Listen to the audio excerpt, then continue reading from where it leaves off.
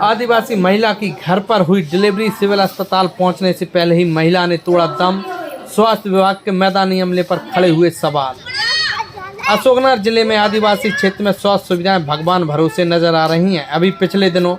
1.5 ग्राम haemoglobin के साथ civil अस्पताल पहुंचने और उसके 5 में से 4 बच्चों की मौत का मामला थमा ही नहीं था और यह महिला स्वदेश समाचार पर खबर दिखाए जाने के बाद सिविल अस्पताल मुंगावली के एनआरसी कक्ष में भर्ती है। और ऐसे में अब एक और आदिवासी महिला की मौत का मामला सामने आया है। इस पूरे मामले में देखा जाए तो यह महिला बिरजू आदिवासी पिछले 4 महीने से मुंगावली ब्लॉक के नरखेड़ा गांव में रह रही थी और गुरुवार की सुबह घर पर डिलीवरी होने के बाद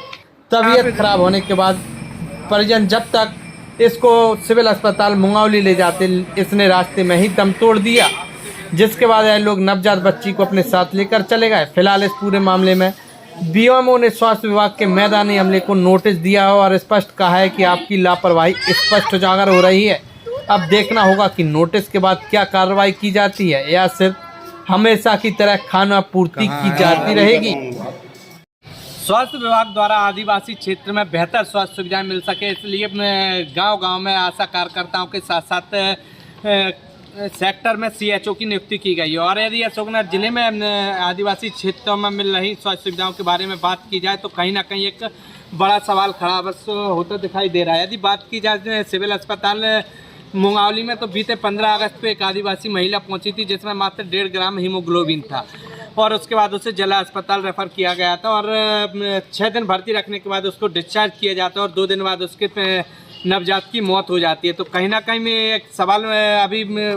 उसके बाद खबर दिखाए जाने के बाद आनंद फानन में स्वास्थ्य विभाग द्वारा उसके बचे हुए एक बच्चे को और उसकी मां को एनआरसी सिविल अस्पताल मुंगावली में भर्ती कराया गया था। लेकिन यह मामला अभी शांत भी नहीं हुआ था कि स्वास्थ्य विभाग के मैदानी अमले पर एक बार फिर बड़ा प्रश्न खड़ा हुआ है, क्योंकि नरखेड़ा गांव में महीनों से रह रही एक आदिवासी महिला की मौत होती है। यदि इस महिला की मौत की पूरी मिस्ट्री को देखा जाए तो इसकी घर पर डिलीवरी होती है और परिजनों द्वारा जब तक सिविल अस्पताल एम्बुलेंस से लाया जाता है तो डॉक्टरों द्वारा प्रसूता को मृत घोषित कर दिया जाता है और उसमें मात्र 5 ग्राम हीमोग्लोबिन बताया जा रहा है। और उसके यदि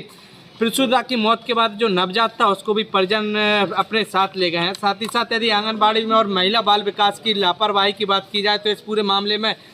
एक बड़ा चौंकाने वाला सवाल जो खड़ा होता है वो है कि लगभग 36 घंटे बीत जाने के बाद भी इस महिला की मौत के बाद भी आज भी महिला बाल विकास अधिकारी मुंगावली को एक कानो कान खबर भी नहीं है, एक आंगनबाड़ी कार्यकर्ता द्वारा नहीं बताया गया कि इससे एक आदिवासी महिला की इस तरह से घर पर डिलीवरी होने के बाद मौत हुई है। तो कहीं ना कहीं कहा जा सकता है कि स्वास्थ्य विभाग के साथ साथ महिला बाल विकास का अमला भी मैदानी क्षेत्र में लगातार फैल नजर आ रहा है। हमारे पास ये नोटिस है जो स्वास्थ्य विभाग के अधिकारियों ने मैदानी अमले के 5 कर्मचारियों को दी है। इस नोटिस में साफ तौर पर कहा गया है कि स्वास्थ्य विभाग के मैदानी अमले की स्पष्ट लापरवाही उजागर हुई है और क्योंकि 15 दिन में जो भी घर घर जाके सर्वे होता है और एक गृह भेंट जो कहा जाता है प्रसूति एक